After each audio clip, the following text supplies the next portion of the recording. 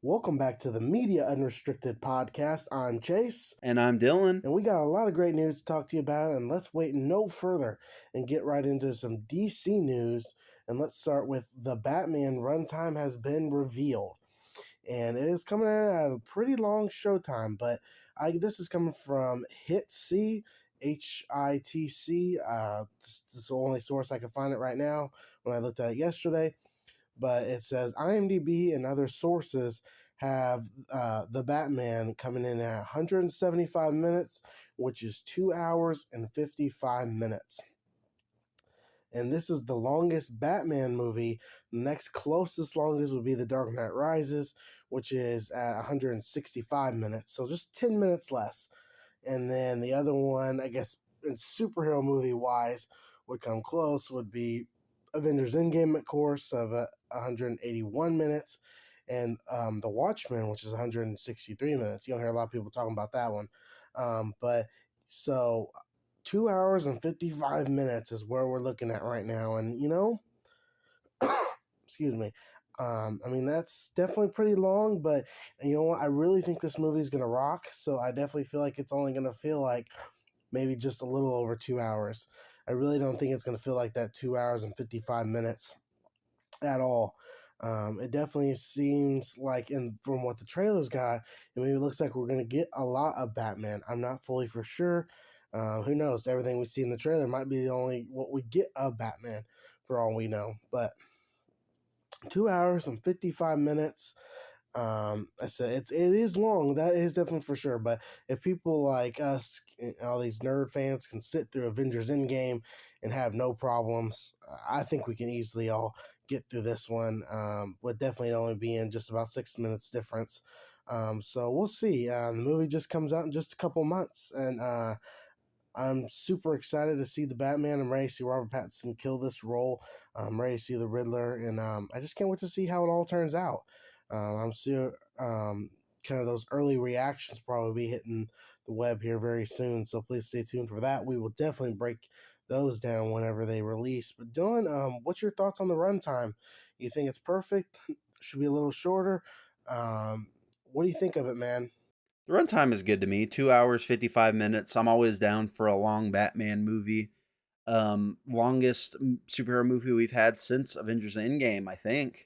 Because even Spider-Man No Way Home wasn't this long. So I'm always down for a long superhero movie. And especially with it being a Batman movie, I'm always down for. And more DC news, we have the Batgirl. First look at her. This is coming from Total Film Magazine. Leslie Grace has shared her first look at Batgirl in the costume. She went to Instagram to share it with us, and it is a quote from Batgirl Year One, which says, "I use their expectations against them. That will be their weakness, not mine. Let them all underestimate me, and when their guard is down and their pride is rising, let me kick their butts." The picture shows her in a purple and yellow costume, which is very similar to what she wears in the 2014 new 52 DC comics, and kind of also similar to what also it looks like in the older comics. Um, I think it looks very, very good. I mean, I'm no by means a Batgirl fan. I will see this movie for sure. But I mean, I think it looks good. I mean, like I said, I'm more Batman or Robin, not Batgirl. But I'm just really looking forward to see how this actually turns out. I will definitely say it looks 10 times better than what the CW show looks, which it isn't terrible on the CW show. I've seen a couple episodes. It's not great. If they would just keep someone as Batgirl, maybe the show would be 10 times better. But I mean, it looks good for what it's supposed to be. Um, Alongside Grace, this movie also stars J.K. Simmons as Commissioner Gordon, like he did in like the Justice League and all that. And he also, don't forget, is Barbara Gordon's father. Um, It'll be probably a little bit more different. I'm interested to see how that turns out. Since Ben Affleck is not supposed to be in this, so I don't know what they'll do with that. I think the Flash will, I think, kind of explain that one. But Brendan Fraser is also going to be in this movie. He will be the villain, Firefly, which is really cool because I really like Firefly. I remember him from the old Batman show. He was really good. And Brendan Fraser, hell, I give him a damn shot. And Michael Keaton returns as Batman, which we have a little bit more news on that here in a second. Which he will be replacing Michael Keaton's Batman in the Flash as well. So I really think the Flash is going to have a big role in this movie when it releases. Batgirl is set to premiere on HBO Max later this year. I'm probably expecting like a, October, November, or December for that to come out. But I will for sure watch it. I think it could be actually pretty decent, definitely with Firefly. So we'll see. But with more Batgirl news, a set photo shows Michael Keaton's Batman and Robin. This is coming from comingsoon.net. Fans spotted a crew moving like a mural picture on which looks like the set of Gotham, and on the picture it had Batman, and it was definitely Michael Keaton's Batman without a doubt. And it also shows looks like Robin, which Robin has not appeared in any of the movies actually since Batman and Robin. That was his last one. Last appearance by what's his face, the dude from NCIS. That was the last appearance of him. I mean, they did make a nod to him in Zack Snyder's Batman vs Superman: Dawn of Justice, which he had like the Joker thing on that. So nobody officially knows what happened with that. But so it looks like Robin might be coming to this Batman movie, and I'm interested to know. Will they bring Chris O'Donnell? That's it. Chris O'Donnell back to play as Robin, or will they get a whole new Robin? I have no idea, but you definitely see the Batman is for sure is Michael Keaton without a doubt.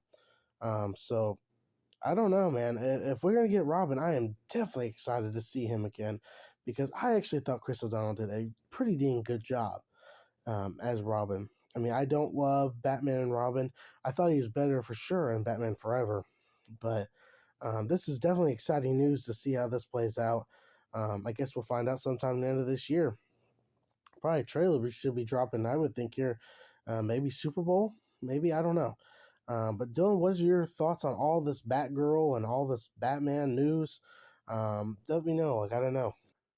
Okay, to get started off on my thoughts, I want to correct you on something real quick. At the beginning, towards whenever you're talking about the Batgirl stuff, you mentioned the CW thing. That's Batwoman. Batwoman and Batgirl are two different characters. So I just wanted to clear that up just real quick. But her suit looks cool. Some people had an issue with one of the photos. I can't remember which one it was, saying that it looked different, or it was the Instagram one that they posted. They're saying that that suit looks terrible, and then there's a set photo of her suit that's out there that people think makes it look a lot better. They're thinking whoever took that Instagram photo should be fired because they think the lighting was the issue. But anyways, her suit looks good. Going to the Batman and Robin thing, I think it looks cool. Um, I don't know if we'll actually get Robin or if that's just meant to be like some kind of mural or something on the side of a wall. I don't know, but it would be cool if we got Robin. I'm not counting on it, but it would be cool. Yeah, this movie is shaping up to be pretty cool. I don't know if it's going to be theatrical or if it's just going to be HBO Max, but we'll see when all that happens. And we're gonna move on to our Scream 2022 review. As everyone knows, me and Dylan both absolutely love this movie so much, and I think this movie has such great pacing. I don't hear a lot of people are talking about this, but I mean, this movie it goes so quick. I know I heard from John Campia, who is a person like Dylan says we quote a lot, but he said that going in, he had no hopes for this movie. He could care less. But he even said this movie had great pacing, and he enjoyed it so much. But yeah, this great pacing is so good. It's kind of like Halloween Kills. Halloween Kills, I thought had great pacing too. It just moves real quick. But Ghostface in this movie is fantastic. I feel like in the other like movies, I mean, remember how Ghostface always ran into furniture or ran into something more like stupid. They did not do that in this one. They did not make Ghostface look like a joke at times and look like he's drunk.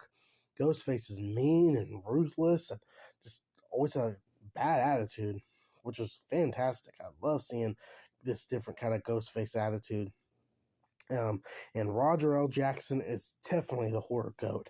I don't care what anyone says. Roger L. Jackson just nails it again as Ghostface. Man, like the beginning here, the opening scene, whenever he's talking to Tara and he's having this long conversation, and you just kind of could tell he just played somebody else. And I just love hearing Roger L. Jackson again, and it's just so great hearing him, and he definitely did a fantastic job as Ghostface. But getting to that amazing opening, man, it is the Roger L. Jackson call and just Ghostface just doing his thing. Man, I just love this opening, and having Tara survive it was actually a surprise, and more or less she wouldn't survive if the cops didn't pull up. But Ghostface kind of stomping her leg and then stab. I mean, Ghostface was just, man, he was having a good time with it. And then moving on, Mindy Meeks is my favorite character in this whole movie. I love the Meek twins. I thought they were both fantastic, but Mindy was my favorite. She was just what Randy is, and I love that because I mean she even had kind of what Randy had with quoting all the rules and everything. So, Mindy Meeks, I'm glad that you, spoiler, you did survive this movie, and we'll get to see you again because I think you will be the lead sometime in this franchise. Um, David was amazing as Dewey. Not as much as, I mean, Gail and Ned. They both did a fantastic job as well. We just got more of Dewey, and David Arquette, just this role was bored for him, and he knocked it out of the park again. I loved whenever all the Ghostface attacks were happening, and he wanted to he warned Sydney by calling, and then he texted Gail because they weren't together anymore, which is a cool thing because in real life they're actually not together. So they kind of did with real life there, but he texted and calling her instead of calling her. That was really good. As I said, Nev and Courtney they were both fantastic. Just she didn't get them as much, and it didn't ask for them, which is good. The script did well with that. But all the new Scream characters are welcome additions and just great to have them. I really enjoyed them all. I really don't think everyone had their spot to shine. I think Liv definitely had the least of it, I felt, but I mean, I feel like everybody had their moment just to shine. And there's one return that, like I said, I knew there was going to be a return, and it's kind of in a non-expecting way, though. It is revealed, that Sam, the main character in this, is Billy Loomis's daughter. And Skeet Ulrich is in this movie. He actually did come back, and they did underage to him. But boy, he looks straight like he's right out of Scream '96. It's crazy how he looks. But Billy Loomis coming back was fantastic. I loved it. My mouth was wide open when I saw him. It was definitely a nice surprise. Let's get to those deaths. Vince was the first death, and I really loved his death. As you've seen, it's like right where that car, like, because he gets kicked out of like the pool hall, and he gets killed whenever Ghostface turns on the car. And Red Right Hand is playing during this, and it just over the loudspeakers, it just sounds so perfect. And then our next death would be Dewey's death, which me and Dylan both did call it, and it is emotional and definitely makes you feel it. Because he kind of more or less sacrificed himself to get, because it was Sam, Richie, and I can't remember who the other person was. I know there was another person, Tara. They got him on the elevator, and he was going to finish the job, shoot him in the head like you're supposed to. But then Gail calls, and Ghostface jumps up, stabs him in the chest, and then stabs him in the back. You definitely feel the emotions with this one, just because this is a character you've grown up with, like me and Dylan have. But we definitely called it, and this is a great like finale for him. The next would be Wes in Officer Judy's death, which me and Dylan both thought Wes was actually going to be the killer. Surprised to not be, but Ghostface was kind of doing what he did in Scream 3, kind of like lurking around in the house, but then he calls Judy and kind of gets her to come home. And then a death way I did not expect it. Judy's running to the house and Ghostface just jumps out and stabs her and keeps stabbing her in broad daylight. Definitely did not expect that way. That was definitely a big surprise. Um, and then they kind of played for Wes's death. They kind of played the lurking in the shadows, like when's Ghostface going to appear.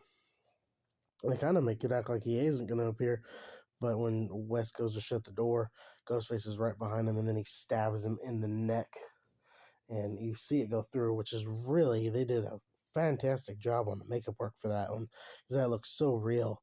That one was kind of really a surprise, because I didn't think Wes was going to die. I thought he was actually going to be the killer.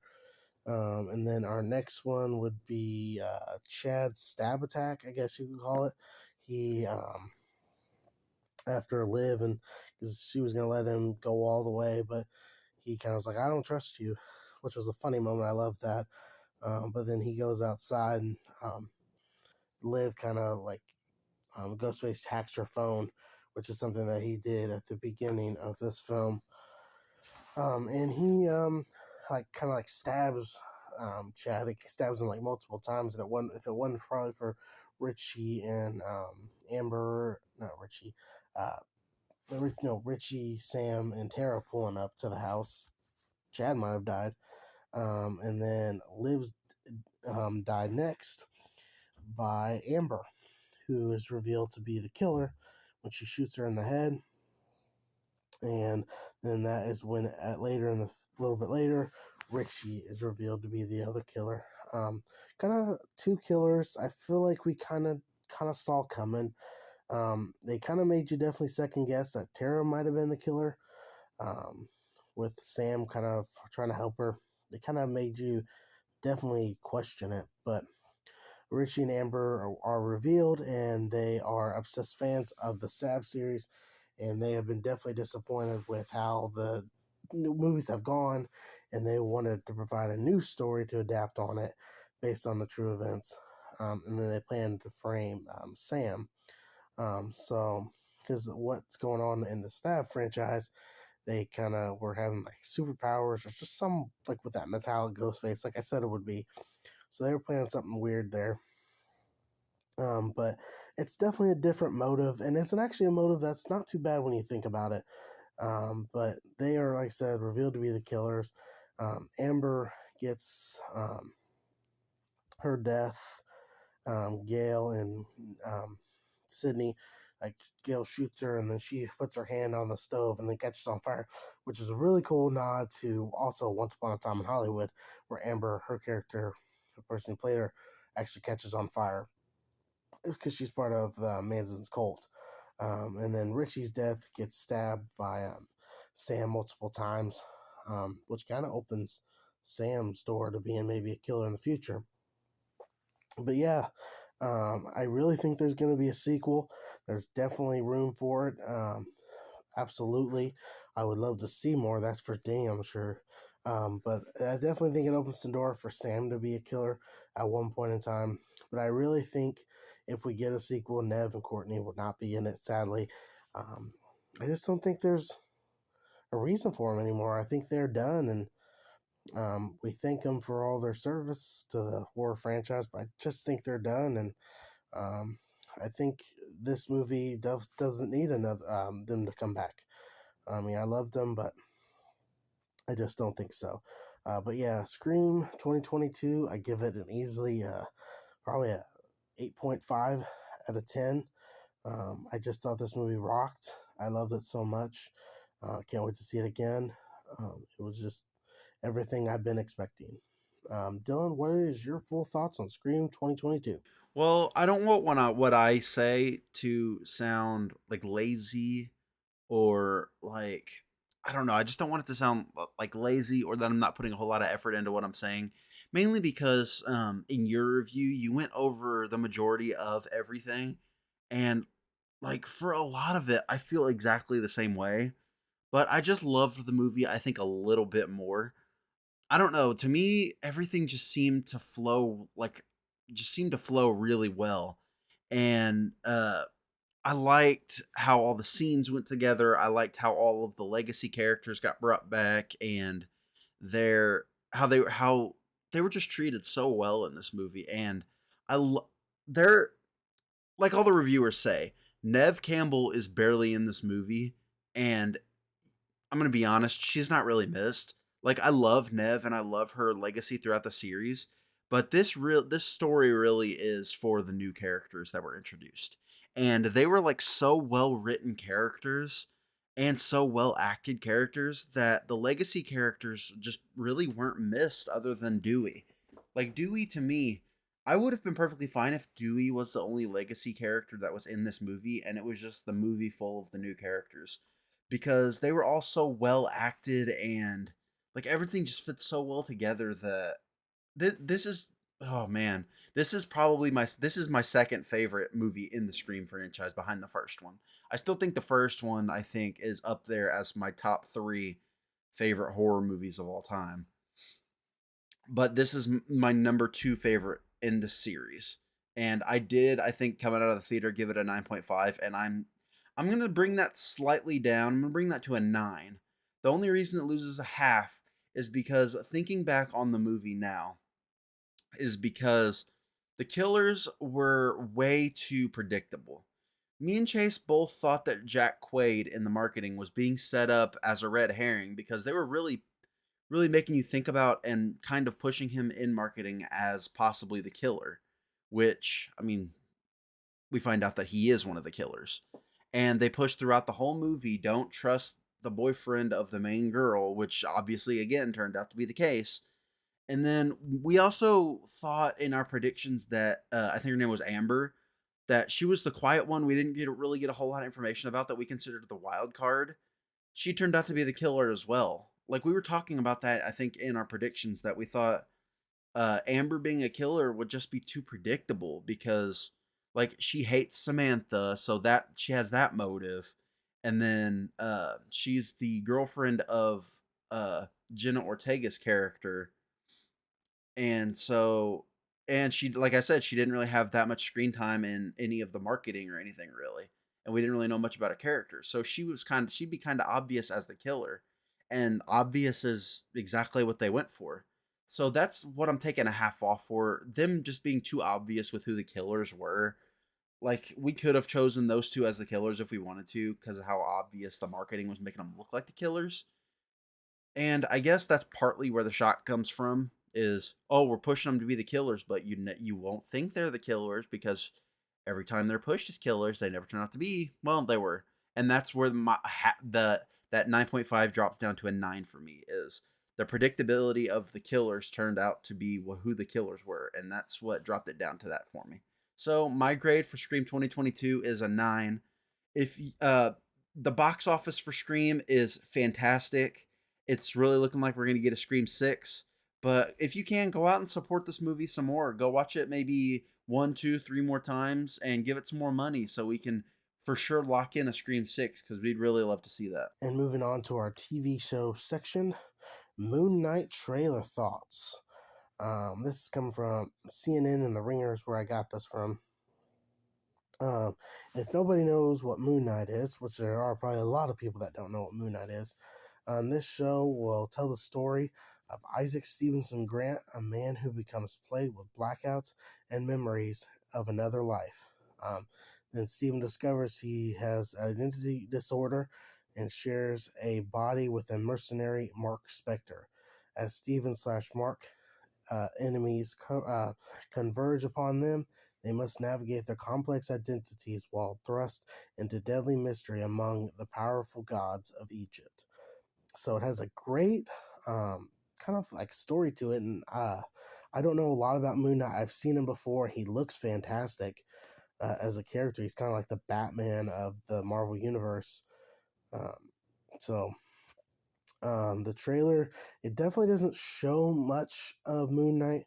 It definitely shows a darker tone and a psychological thriller.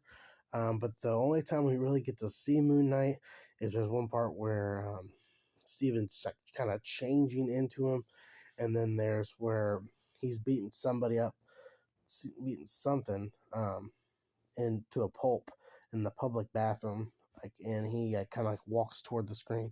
But I mean, that's really all we get. We see, I think our villain of this film, of this show, which is played by Ethan Hawke, Arthur Hodero, Hero, I think is his name, which he will play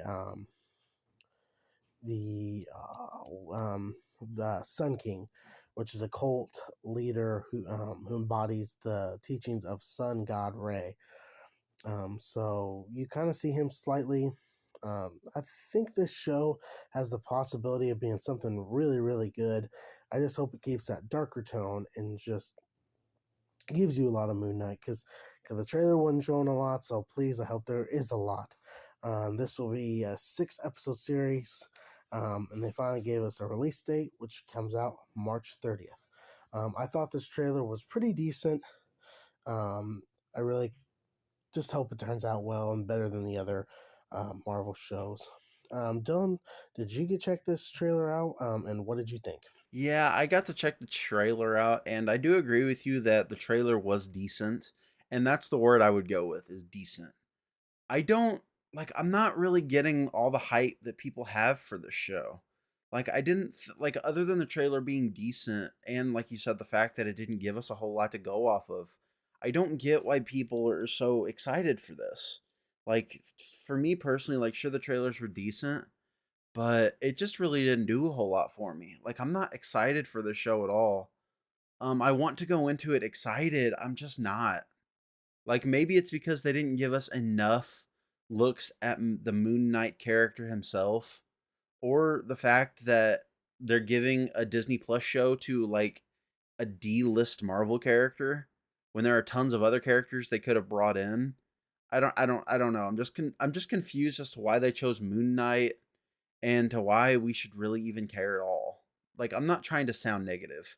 Like, I really don't want to be, because I want this to succeed because I love the MCU and I love all the characters and stuff. And Moon Knight seems like a cool character since he's supposed to be the Marvel's version of Batman.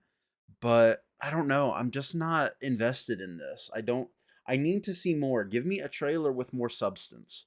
Because him just waking up in bed, scared at shadows, and then becoming a mummy superhero that's possessed by a Egyptian sun god. Like I need more than this. Like give me more substance in the trailer. Show me more Moon Knight. Show me more story beats, because I'm not getting the hype around the show yet. I'm just not. Like the trailer was decent, but it didn't do much of anything for me. I need more substance out of future trailers, please. And moving on to our last topics of the day, Peacemaker finally released on the 13th, and we have episodes 1 through 3. And here are the reviews for them. I thought all 3 episodes were absolutely great. I loved every single one. Uh, I've been so excited for this show, definitely, when it was announced. And we're going to get more Peacemaker since he's my favorite character. And John Cena, you're still knocking it out, buddy. Um, it's just, this is everything. I feel like, I'm sorry to hate on Marvel here for a second here, but I think this is everything the Marvel shows want to be. I feel like some of the Marvel shows haven't been as good as I wanted them to be, but so far, just for these 3 episodes of Peacemaker, they have been, I mean, action packed, really funny. John Cena is killing the role, and having one of my new favorite characters from the show is Emily Harcourt. She was also in the Suicide Squad. She is kind of, I feel like, Peacemaker's trying to love interest. He's trying to get with her. Um, she is a really good character. When she beats up one of these dudes at the bar, I enjoyed that so much. I love Eagly, his pet eagle. I just think the CGI That's CGI, folks. But you can't tell. It looks so so real. Excuse me. Um, but I mean, and I kind of like how this universe is setting up, because he goes on a mission called Project Butterfly, which kind of turns people, I guess you could say, into like monster zombies. Um, and it's just kind of like that this world is not just all like costume supervillains and all this stuff. I just like that. And we kind of have what's his name, um, Judo Master, which is I think who everybody's thinking is TDK, but it's not.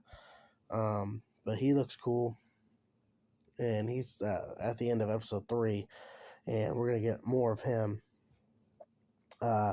Vigilante's really cool. He's a really good partner with Peacemaker.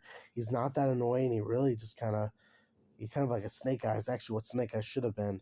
And the opening to this show is, I feel like this is the best TV show opening of any show. I love it so much. I've watched it over and over and over again. I can't hit the skip button when I watch the show. Um, it's just so hard not to, like, you just gotta listen to it. And then the like the music that plays sometimes during the thing, it's like I feel like most of it's not actual bands, but who they might be. But some of those songs are really good. James Gunn loves that 80s like feel to it, and he just kills the show. Peacemaker is absolutely fantastic. I definitely recommend it. If you love the Suicide Squad, if you love Peacemaker, if you love this smart ass, badass, everybody thinks he's a smart ass. My girlfriend thinks he's a smart ass. She doesn't care for him. But I really think she should watch the show. She might actually have a good time with it. Because they try to make Peacemaker not as big of an asshole. They try to make him understand that people don't really like him and think he's an asshole. But I definitely recommend this show. It is absolutely worth the HBO Max subscription. Um, I can't wait to see what happens next episode, which comes out tomorrow. If you were watching it, if we get this up in time. But so stay tuned for more Peacemaker, because I'm not stopping anytime soon. I really like it. I think Aggie, which is Peacemaker's dad. He's gonna be playing White Dragon, which is a villain to the Suicide Squad, which he is like a KKK kind of member. But the dude who plays him, I can't remember what his name is, from Terminator 2. Um, he did a fantastic job, and where he is now is in jail, thanks to they've forged him thing. But please, I don't really want to talk about the episodes full in depth, because I want you to go watch them. I really think you will have a great time with this show.